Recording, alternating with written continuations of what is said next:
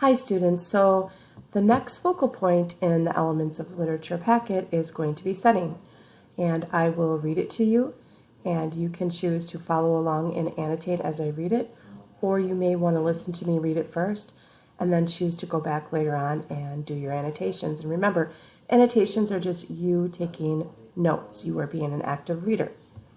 So let's begin here reading about setting, putting us there. A storyteller, like a travel agent, can help gather us up from wherever we are and put us down in another setting on Earth or, for that matter, on a distant planet. That other setting may be a spot we've always wanted to visit, such as a deluxe hotel in Hawaii, or a place where we don't want to be, such as a sinking ship. Escape. Getting away from the same old sights, smells, and obligations is certainly one of the easy pleasures of reading. But if that is all that happens, our reading experience is just a diversion. In fact, the term escape reading suggests that this kind of reading does not have much to do with our lives in the real world. Setting as a background. Setting tells us where and when the story takes place. Setting can include the locale of the story, the weather, the time of day, and the time period, past, present, or future. One purpose of setting is to provide background, a place for the characters to live and act in. A good setting helps to make the story real and believable. Truman Capote opens his story, A Christmas Memory, by telling us to imagine a setting. A morning in late November, more than 20 years ago, he was referring to the early 1930s. A kitchen in a spreading old house in a country town with a black stove, a round table, a fireplace with 2 rocking chairs, and in the fireplace, the season's first roaring fire.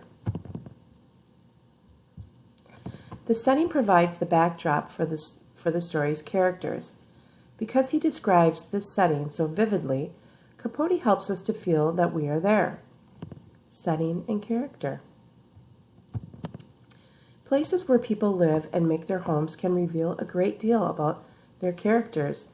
In A Christmas Memory, for example, we learn that Buddy's friend sleeps in a scrap quilt covered iron bed, painted rose pink, and that she grows the prettiest japonicas in town. To some readers, this setting would suggest her simplicity and her yearning for beauty. How would you feel about her if she slept in a pile of rags that smelled sour, or if her yard was muddy with no flowers? Capote has put Mr. Ha-Ha Jones in a very different setting. His cafe is festooned inside and out with chains of garish, gay, naked light bulbs. It stands by the river's muddy edge. The moss on the trees is like gray mist. His cafe is in daylight, shabby and deserted. There is something sinister about Ha-Ha's setting, as there is about Ha-Ha's character, even though he is also kind. Setting and atmosphere. Setting can also provide atmosphere or mood. It can affect the way we feel. Some settings make us feel fear or uneasiness. Midnight, a lonely house, the scraping of a branch on the window. Other settings make us feel happy. Morning, a garden, the song of a bird.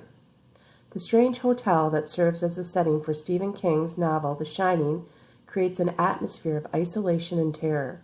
We sense that deeds of wickedness can be, and are, committed in the winding, lonely corridors of that huge old hotel. How setting is created. Language is what takes us to King's Hotel or to Capote's rural Alabama. One of the wonders of language is that it can summon up a place for us immediately. Language can reach us through our 5 senses and put us right in the middle of the action, along with the characters themselves. Like the other elements of storytelling, creating a setting is a skill.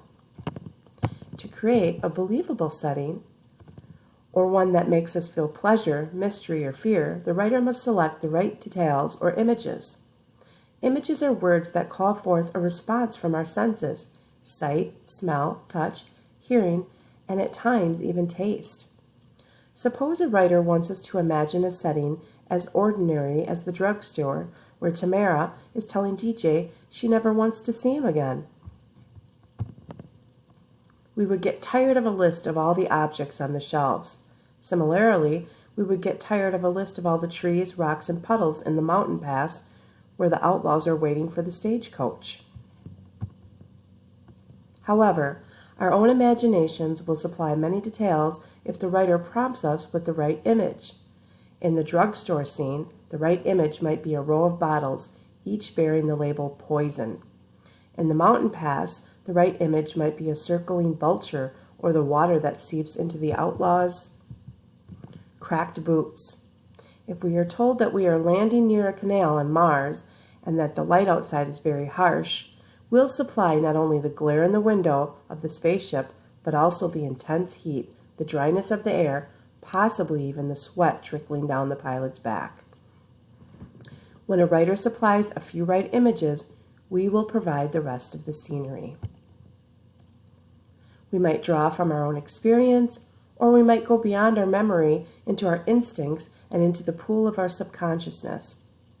There we will find all the kinds of images of desert islands, palaces, and planets where, so far as we know, we have never been.